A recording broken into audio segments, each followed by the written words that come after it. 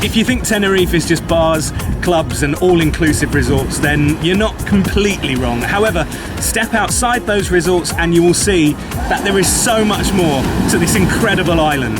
Getting to Tenerife is inexpensive. Flights leave from cities across the UK, and out of season, a low-cost carrier will usually only cost you around about £100 return, with most flights arriving at Tenerife's South Airport.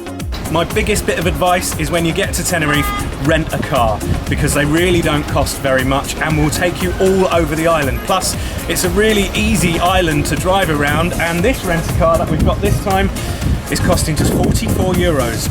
Not bad for a whole week.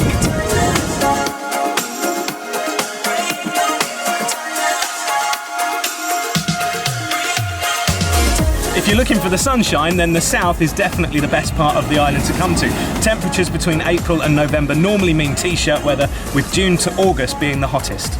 Although usually the cheapest area and actually quite picturesque, my advice would be to avoid staying on the Costa Gulf. It's a little too far away from the main restaurants and bars and a little too close to the airport. Now, you know I like planes, but one of these going overhead every couple of minutes while you're trying to enjoy a mojito, no thank you. At the other end of the scale is Las Americas. Again, cheaper than other areas in the south, but this is right in the heart of tourist town. Any preconceptions of Club 18 to 30 type bars and 24-hour clubs can be found right here. And although the beaches are actually lovely, I would recommend staying next door. Los Cristianos is definitely my first choice of where to stay. In fact, my family have been coming here since the 80s. I was just really small when I first came here, and I've seen it change a lot over the years, from its small fishing village roots through the 90s when it joined its neighbour Las Americas to become a bit of a club mecca, sort of 24-hour all-nighter, to now where thankfully it's sort of mellowed out a bit and is somewhere in between. Yes, there are still the €1 British pubs. In fact, you can see just a couple of them over there. But on the whole, it's brilliant. There's top-rated restaurants, and the best bit, all of it is very affordable. So you've arrived on your cheap flight, hired a car, and made your way to your hotel or apartment. Now what? Well, I'm guessing that you've come for the sunshine, so my first recommendation would be just chill out for the first couple of days. If you are staying in Los Cristianos, everything is on your doorstep, and there's really no need to travel too far, especially if the sun is out, because you're going to love it. The next thing you need to do whilst in Tenerife is get out on a boat. The sea goes all the way around the island, and there are plenty of opportunities to go whale and dolphin spotting. Yeah, it's slightly touristy, but it is brilliant. My advice would be to shop around before getting your tickets. There are plenty of excursions available. I find the smaller boats to be more fun. If you're feeling more adventurous, then at the beach near El Medano there are surf schools. You can try your hand at windsurfing, surfing, or even kite surfing. And if you're not afraid of the deep, there are plenty of opportunities around Tenerife to go scuba diving as well. For a cultural break whilst on Tenerife, then head to Santa Cruz. This is the capital of the island, and it's where you'll find the museums and theatres. It's definitely less touristy than the south, but you'll still find shops and cafes, just with a little less English people. My next 3 sightseeing spots can actually all be done in one day. With a hire car heading west from the south, you'll end up in Masca. Now, this is somewhere you'll definitely need your camera because it is simply breathtaking, filled with valleys and winding roads that are stunning. You follow the roads all the way around and you'll end up in Garachico. This is one of the oldest villages on the island, is extremely pretty and the perfect place to stop for lunch whilst taking in the views and the rather dramatic coastline.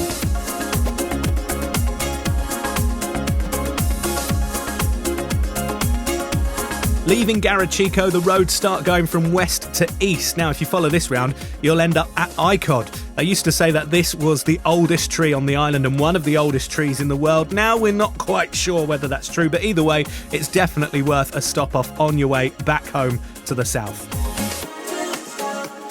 The Anaga Mountains of Tenerife occupy the northeast part of the island. This is the most green part of Tenerife, covered with rainforest at higher altitudes. If you like walking and hiking, then this is definitely the area for you. There are trails all over the place, signposted for different abilities.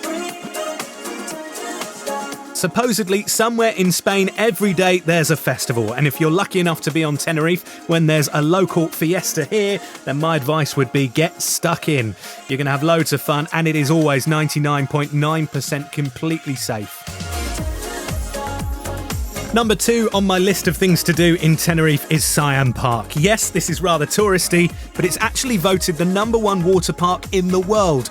I've been 3 times in the last few years and can promise that it is definitely worth the cost of the ticket.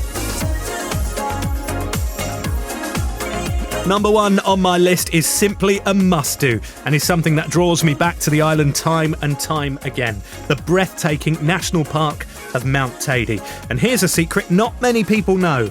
If it gets cloudy on the beach, then the best thing you can do is jump in the rent-a-car and head up Teide, because you are always guaranteed to be above the clouds. The national park is 3,000 metres above sea level, so visit from December to February and you'll see the usual desert-like landscape transformed into a winter wonderland. If you've got to head for heights, you can take the cable car even higher. A further 1,500 metres will get you almost to the top of Mount Teide. Unfortunately, you can't go to the very top because that's protected, but on a good day, you're still high enough to see all 7 Canary Islands.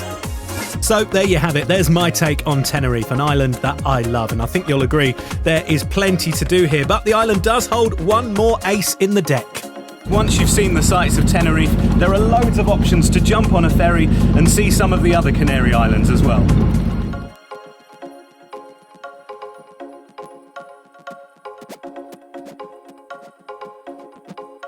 Thank you for liking this video and subscribing to my page. You can do that on YouTube or facebook.com/Captain Globals. Plenty more videos still to come.